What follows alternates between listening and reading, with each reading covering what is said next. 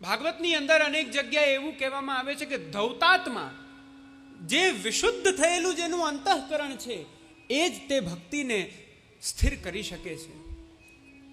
પણ આવું અંતઃકરણ આપણે કેમ બનાવી શકીશું? કેવી રીતના થશે?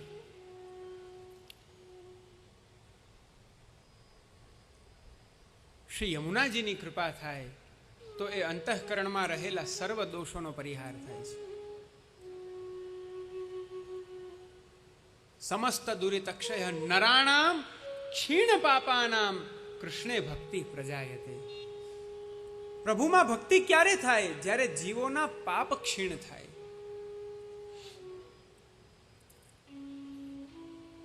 આપણા બધાનું ચિત્ત કેવું છે? વિષયોથી આસક્ત છે. વિષયોમાં રમી રહ્યું છે, સંસારની આસક્તિમાં બંધાયેલું છે. એવા અંતઃકરણમાં પ્રભુ નથી બિરાજી શકતા. એવી ભક્તિ શું કામની? એવી તે કઈ ભક્તિ કે ભક્તિ છે પણ હૃદયમાં પ્રભુ ન હોય? એને ભક્તિ કદાચ કોઈ કહે, પણ હું નથી માનતો. ભક્તિ તો એને કહેવાય.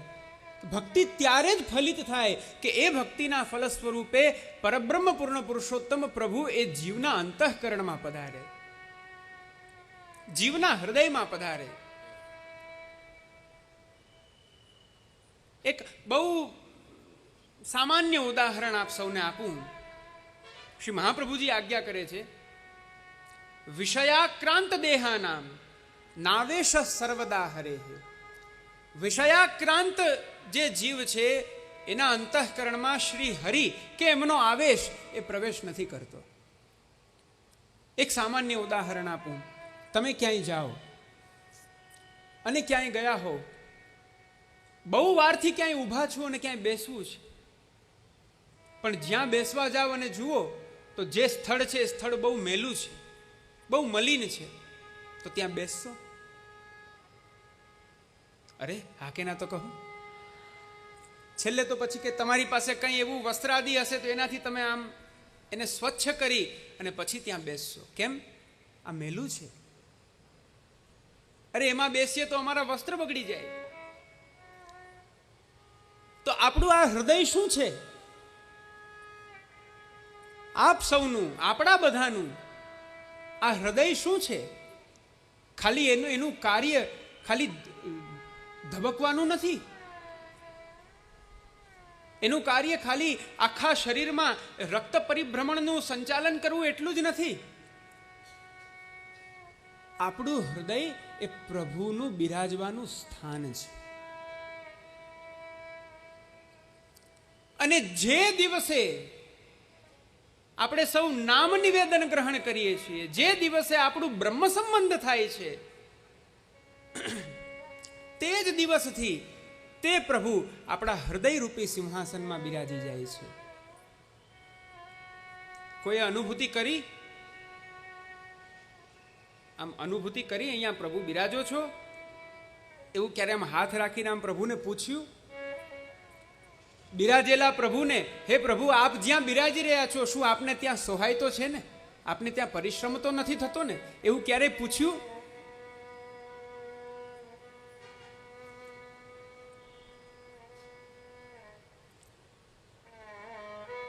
વિષયાક્રાંત દેહાનામ નાવેશ સર્વથા હરે. જેનું અંતઃકરણ વિષયોથી આક્રાંત બનેલું છે, એના અંતઃકરણમાં મધુરાધિપતિ અનંત ગુણોના સાગર એવા પ્રભુ કેવી રીતના બિરાજી શકે? નારદજી જેવા નારદજી પણ પ્રભુના દર્શન નથી કરી શક્યા. અવિપક્વ કષાયાણામ દુર્દર્શોહમ કુયોગિનામ. હજી તમારું અંતઃકરણ અપક્વ છે, પરિપક્વ નથી. તમે હજી મારા દર્શન નહીં કરી શકો. હજી તમને તે સૌભાગ્ય પ્રાપ્ત નહીં થઈ શકે.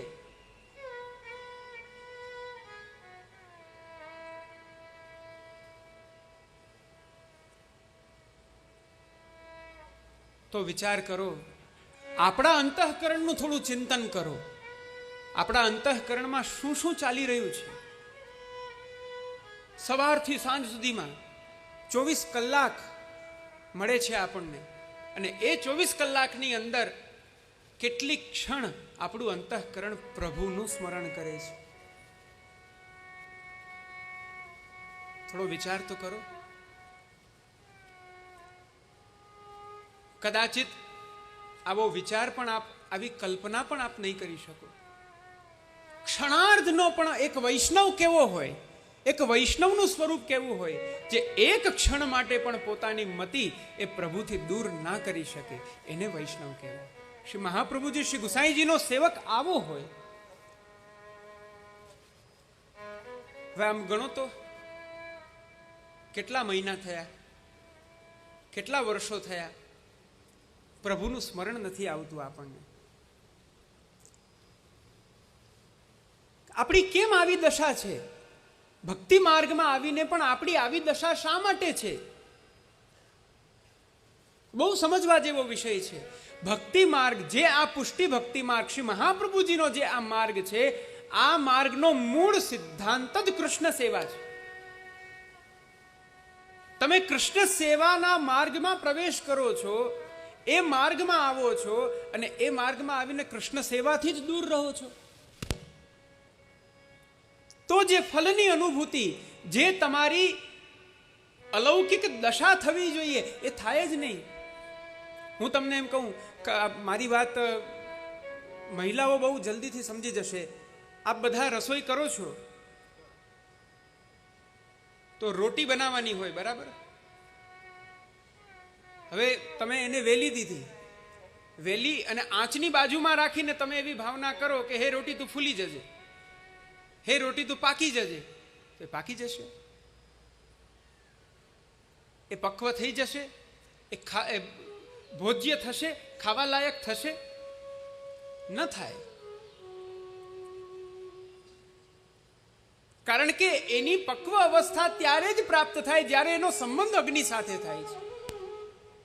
એમાં આપણે બધા જ ભગવદ અંશ હોવાથી આનંદરૂપ હતા, પણ આપણે બધા તિરોહિત આનંદ છીએ. અત્યારે આપણો આનંદ તિરોહિત થઈ ગયો છે. હવે મજાની વાત એ છે, આનંદ એટલે કેવલ પ્રસન્નતા, ખુશી એટલો જ અર્થ નથી. ભક્તિ માર્ગમાં વિયોગ પણ આનંદરૂપ છે. તો તમે એ તાપાત્મક અનુભૂતિ તમારા અંતઃકરણમાં કેમ અનુભવી શકશો? અંતઃકરણમાં સુખની ક્ષણો ઓછી અનુભવાય છે, દુઃખની ક્ષણો વધારે અનુભવાય છે, વિયોગની ક્ષણો વધારે અનુભવાય છે. કારણ કે સંયોગમાં તો જ્યારે ભગવાન સમક્ષ બિરાજી રહ્યા છે ત્યારે અંતઃકરણની પાસે અવકાશ જ નથી કે એનું ચિંતન કરે. વિયોગમાં આ અવસર થાય, પણ એ ક્યારે થાય? જ્યારે ઘરે સેવા બિરાજતી હોય, જ્યારે તમે સેવા કરીને અનોસરની કાની દો, અનોસરની કાની દઈ પ્રભુના કિવાડ બંધ કરીને તમે બહાર આવો, અને પછી એમ થાય કે હવે છેટ મારે સવાર પાડવાની છે, હવે હું શું કરીશ?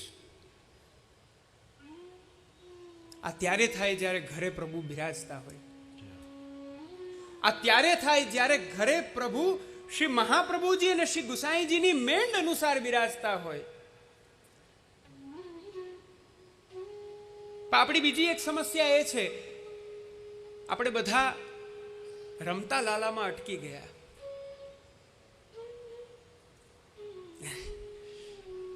રમતા લાલામાં અટકી ગયા.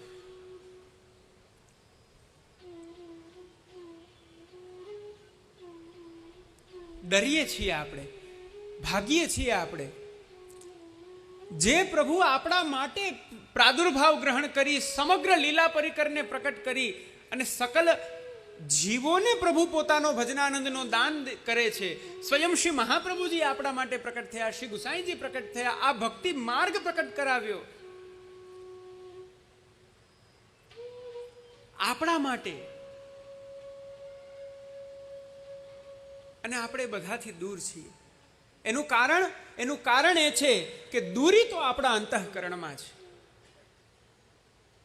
જ્યાં સુધી દૂરિતોનો ક્ષય ન થાય ત્યાં સુધી ભગવત પ્રાપ્તિ ન થઈ શકે, ન થઈ શકે, ન થઈ શકે. તો એવા અપરાધોને કેમ દૂર કરી શકાય, એવા પાપોને કેમ દૂર કરી શકાય? તો શ્રી યમુનાષ્ટકમનો જો પાઠ કરો, નિત્ય પાઠ કરો, તો અંતઃકરણમાં રહેલા એ સર્વ દોષોનો શમન થઈ જાય, સર્વ દોષોનો નાશ થઈ જાય. આ શ્રી યમુનાજીનું મહાત્મ્ય છે. યમુને મહારાણી કી જય. ભવતી વૈ મુકુંદે રતિ.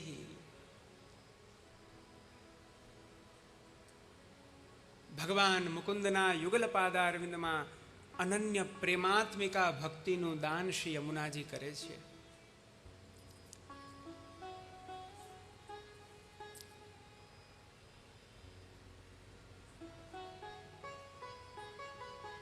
જુઓ, રતિ એટલે પ્રેમ, ભાવ. ભાગવતની અંદર એનો ક્રમ બતાવવામાં આવ્યો.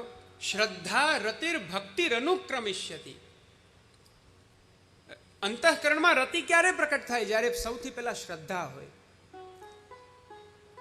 તે શ્રદ્ધાથી પ્રેમ પ્રકટ થાય છે અને પ્રેમથી ભક્તિ પ્રકટ થાય છે. ભગવાન મુકુંદમાં અનન્ય પ્રેમ શ્રી યમુનાજી દાન કરે છે.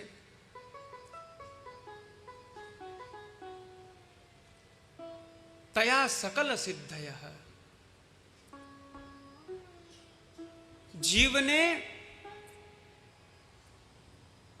તે રતિનું, તયા એટલે કે તે રત્યા, તે રતિ દ્વારા, ભગવાનમાં જે રતિ થઈ છે તે રતિ દ્વારા જીવને શ્રી યમુનાજી સકલ સિદ્ધિનું દાન પ્રદાન કરે છે, સકલ સિદ્ધિની પ્રાપ્તિ કરાવે છે.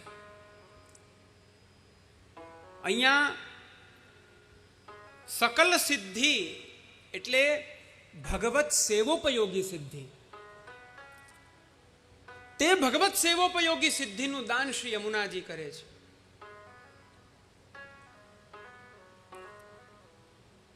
આપણી પાસે કોઈ એવી સિદ્ધિ હોય, આપણે કંઈ એવું યત્ન કરીને કોઈને જગતને બતાડીએ અને જગતને બતાડી જગતમાં વિખ્યાત થઈએ, એ સિદ્ધિ શ્રી યમુનાજી આપણને નહીં આપે. કારણ કે એમાં તો આપણો બગાડ થાય છે, એમાં જીવનો બગાડ થશે.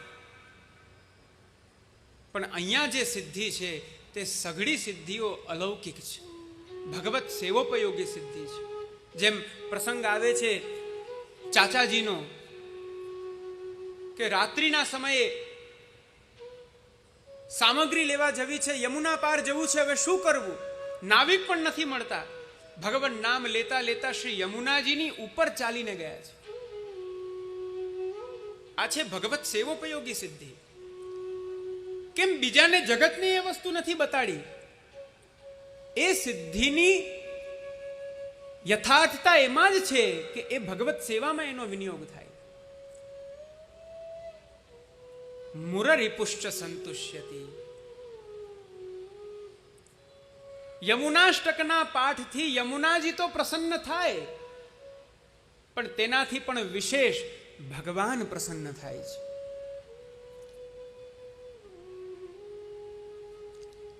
પ્રભુને પ્રસન્ન કરવા એ બહુ કઠિન છે.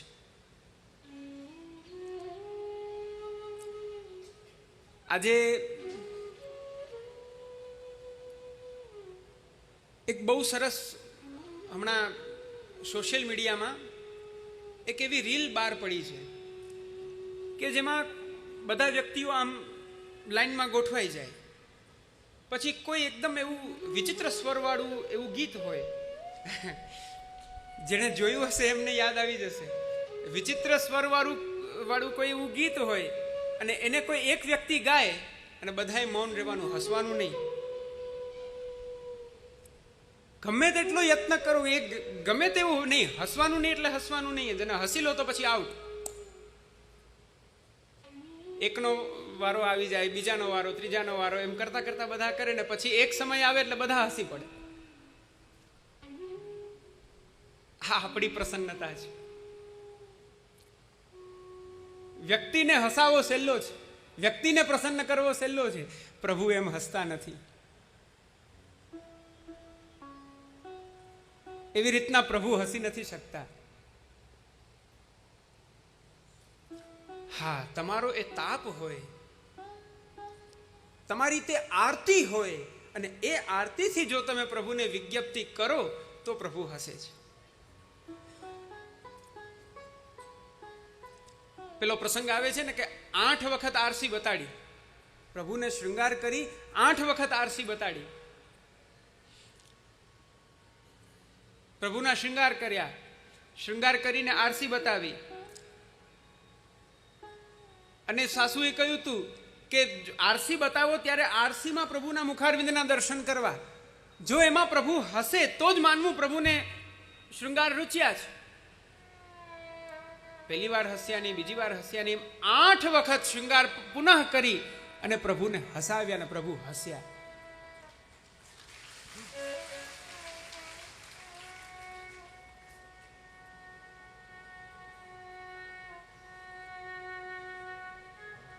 પ્રભુને પ્રસન્ન કરવા બહુ કઠિન છે. નારાધનાય હિ ભવંતી પરસ્ય પુંસો ભક્ત્યા તુતોષ ભગવાન ગજયુથપાય. કોઈ એવો વિચાર કરે, અરે હું મારા વૈભવથી પ્રભુને પ્રસન્ન કરી લઉં, વાત ખોટી. ના થાય પ્રભુ પ્રસન્ન. મારા બધા જ સ્વજનોને એકત્રિત કરી ભગવાન નામ સંકીર્તન કરતા કરતા હું પ્રભુને પ્રસન્ન કરી લઉં, પ્રભુ ના થાય પ્રસન્ન. મન્યે ધનાભિજન રૂપ તપશ્રુતૌજસ તેજ પ્રભાવ બલ પૌરુષ બુદ્ધિ યોગા. પ્રહલાદજીએ કીધું,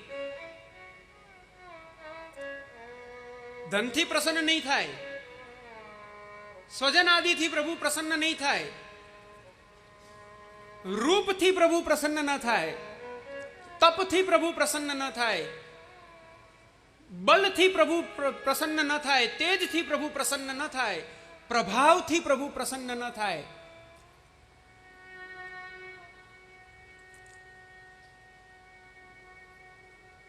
બુદ્ધિ યોગથી પણ પ્રભુ પ્રસન્ન ના થાય. જીવનો બુદ્ધિ યોગ અને ભગવાનનું અપ્રમેય સ્વરૂપ. પેલી કહેવત છે ને, કહા રાજા ભોજ ઓર, એ જે પછી પાછળ જે તમે બોલ્યા ને એ આપણી બુદ્ધિ યોગ છે, એ આપણી બુદ્ધિ છે. પ્રભુના અપ્રમેય એવા પ્રભુ, અપ્રમેય એટલે કે જેને જાણી ન શકાય.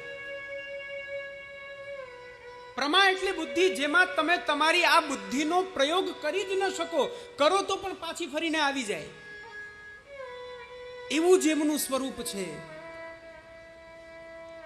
એવું જેમનું અચિંત્ય મહાત્મ્ય છે તે પ્રભુ છે. અપ્રમેય સ્વરૂપ છે. આપણી બુદ્ધિ ક્યાં? બુદ્ધિ લગાડીએ પ્રભુમાં, પ્રભુના એક એક સ્વરૂપમાં, એક એક સ્વરૂપનું ચિંતન કરતા જઈએ ને ક્યાંક કોઈ એવું ફલ દેખાય, એ ફલમાં અટકી જઈએ, બધું ભૂલી જઈએ, પાછા હતા ત્યાં ને ત્યાં. આ કોઈથી પ્રાપ્ત ન થાય, પ્રભુ પ્રસન્ન ન થાય. અનેક યત્નો કરી લો, અનેક તપ કરી લો, અનેક સાધનો કરી લો, ભગવાન પ્રસન્ન ન થાય એટલે ન જ થાય. તો કેવી રીતના થાય? પ્રહલાદજી કહે છે, નિજ ઈચ્છા ઉપર નિર્ભર છે. નિજ ઈચ્છા ભઈ જબહી મન મે આપ દિખાવત નમો નમો.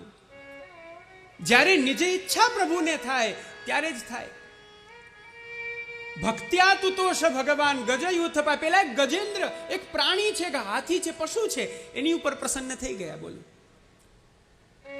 અનેક ઋષિ મુનિઓ અનેક યત્નો કરી, અનેક સાધનો કરી, તપશ્ચર્યા ન જાણે કેટલા હજારો વર્ષોથી કરી રહ્યા છે, પણ એની સમક્ષ પ્રભુ પ્રસન્ન નથી થતા. આ બાજુ જે ગજેન્દ્ર સંસારમાં પડેલો છે, એના સંસારના બધા પરિજનો પ્રિયજનોમાં એની આસક્તિ છે, એને પણ અંત સમયે કેવલ હરિ યાદ આવ્યા અને હરિનું સ્મરણ કર્યું, અને ભગવાનને જ્યારે ગજેન્દ્રએ જોયા ત્યારે કંઈ જ ન થાય, ખાલી એક કમળ ધરી દીધું, પોતાની સૂંઢથી લઈ કમળ ધરી દીધું, અને એ કમળથી તુતોષ ભગવાન પ્રસન્ન થઈ ગયા. આને કહેવાય દુરારાધ્ય. આને કહેવાય દુરારાધ્ય. ભગવાન અતિશય દુરારાધ્ય છે, પણ એવા દુરારાધ્ય પ્રભુ પણ પુષ્ટિજીવો પાસે સહજ છે.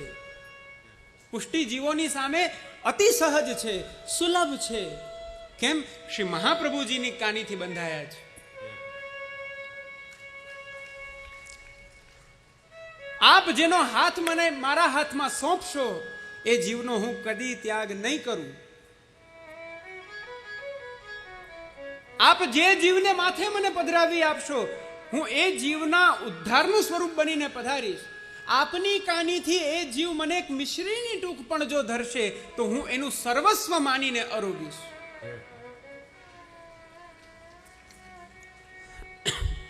ભક્ત્યા તુતોષ ભગવાન ગજયુથ પાય મુરરિપુશ્ચ સંતુષ્યતિ. અને છેલ્લે છે સ્વભાવ વિજયો ભવે. આ સૌથી મોટી વસ્તુ, સૌથી મહત્વની વસ્તુ, વ્યક્તિના પોતાના સ્વભાવ ઉપર વ્યક્તિનો વિજય થવો.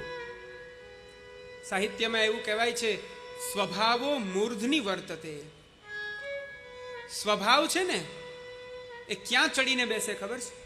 અહીંયા. મૂર્ધની એટલે અહીંયા, અહીંયા ચડીને બેઠો હોય.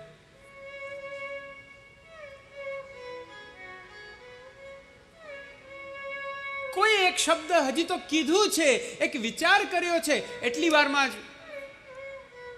ઉગ્રતા આવી જાય.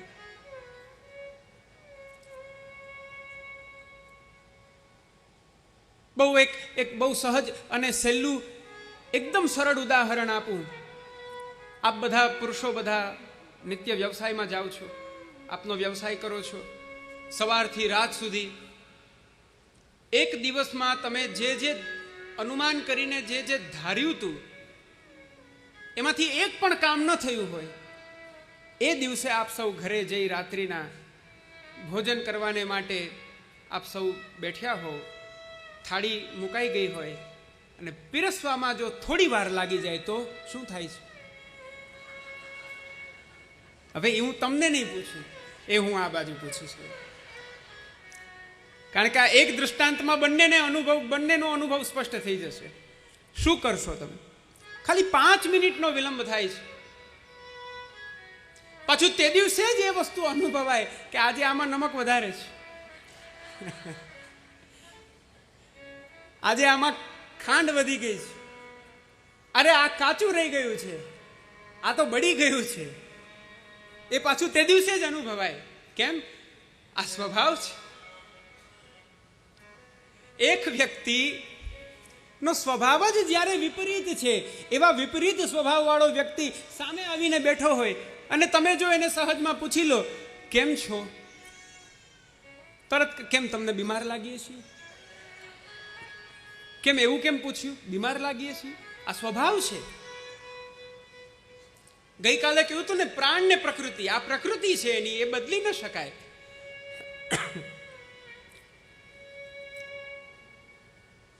એવા દુસ્ત્યજ સ્વભાવનું પણ પરિવર્તન, પરાવર્તન એ શ્રી યમુનાજી કરે છે.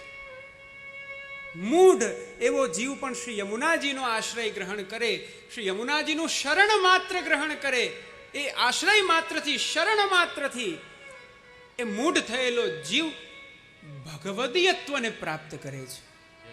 આ શ્રી યમુનાજીનું સ્વરૂપ છે. હવે જો વાત નીકળી તો કહું, છેલ્લે દિવસે સમય રહેશે કે નહીં મને ખબર નથી, પણ અત્યારના જ કહી દઉં. વાત નીકળી તો કેવલ જીવના સ્વભાવને બદલવું એટલું જ નહીં, શ્રી યમુનાજી તો પ્રભુના સ્વભાવને પણ બદલી દે છે.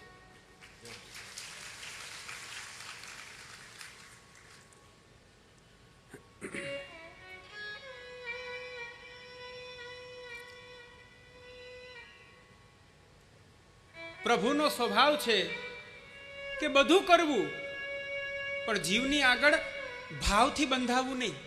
પણ શ્રી યમુનાજી ભાવથી બાંધી દે છે પ્રભુ.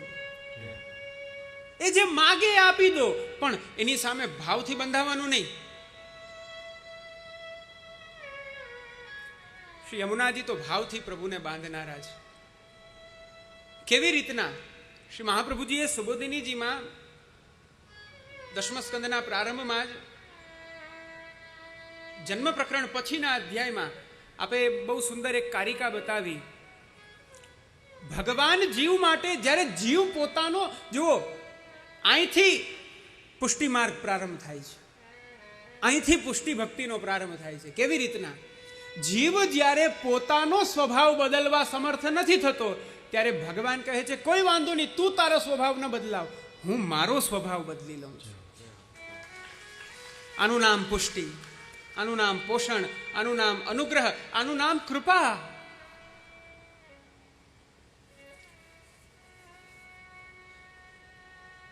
સ્વભાવસ્યાન્યથા ભાવો ન વૈ શક્યમ કથંચન અતસ્ત્રિવિધ જીવેષુ ત્રિવિધા ભગવત કૃતિ.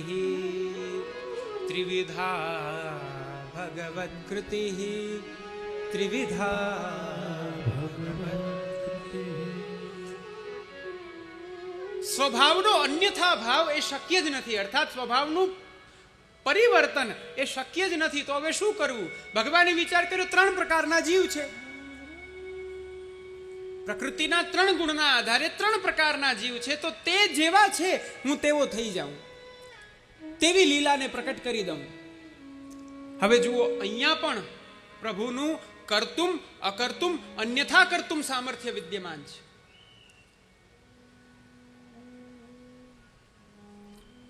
પોતાના નિજ ભક્તોનું અનુકરણ કરવું આ પ્રભુનો સ્વભાવ નથી. વેદ પ્રતિપાદિત વેદ પ્રથિત પુરુષોત્તમનો આ સ્વભાવ નથી. સ્વભક્તાનુકરણમ એ એમનો સ્વભાવ નથી. છતાં પણ ભગવાન પોતાના ભક્તોનું અનુસરણ કરે.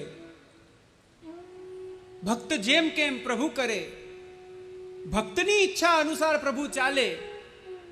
આ કર્તુમ સામર્થ્ય છે પ્રભુનું. પુષ્ટિ માર્ગીય કર્તુમ અકર્તુમ અન્યથા કર્તુમનું સ્વરૂપ શું? સ્વભક્ત અનુકૂળ જે પ્રભુ આપ કરે છે એ પ્રભુનું કર્તુમ સામર્થ્ય છે. અકર્તુમ સામર્થ્ય અર્થાત પોતાના નિજ ભક્તનું સ્વભક્ત સ્વભાવ અપરાવર્તકત્વ, પોતાના નિજ ભક્તોના સ્વભાવને બદલ્યા વિના એ જેવો છે એવો જ જીવનું વર્ણન કરી અને એને પોતાના ભજનાનંદનું દાન દેવું આ પ્રભુનું અકર્તુમ સામર્થ્ય છે. અને છેલ્લે અન્યથા કર્તુમ એટલે સ્વસ્વભાવ પરિવર્તનમ તું અન્યથા કર્તુમ સામર્થ્યમ. ભક્તનો સ્વભાવ ન બદલવો, પણ પોતાનો સ્વભાવ બદલી એ ભક્ત જેવો છે એની જેવી ઈચ્છા છે, એને જેવું ગમે, એને જેમાં રુચિ હોય એવી લીલા, એવું સ્વરૂપ, એવું માધુર્ય, એવા ગુણ, એવું નામ, એવી સકલ લીલા સૃષ્ટિ પ્રકટ કરીને એ જીવના ભાવનું પોષણ કરવું આ પુષ્ટિ પુરુષોત્તમનું અન્યથા કર્તુમ સામર્થ્ય છે. શ્રી યમુનાજી કૃપા કરે તો જીવનો સ્વભાવ પરિવર્તિત થઈ જાય છે. આ યમુનાષ્ટક છે. શ્રી યમુનાજી આ પ્રકારે પોતાના આશ્રિત જીવોને અષ્ટવિધ ઐશ્વર્યનું દાન કરે છે. જય શ્રી કૃષ્ણ. પ્રિય ભક્તજનો, જે શ્રીના આ વચનામૃત તમને ગમ્યા હોય તો આ વિડીયોને લાઈક કરજો, શેર કરજો અને કમેન્ટ બોક્સમાં જય શ્રી કૃષ્ણ જરૂર લખજો. અને અમારી ચેનલ શ્રી વલ્લભ સત્સંગને સબસ્ક્રાઈબ કરવાનું ભૂલશો નહીં. જય શ્રી કૃષ્ણ.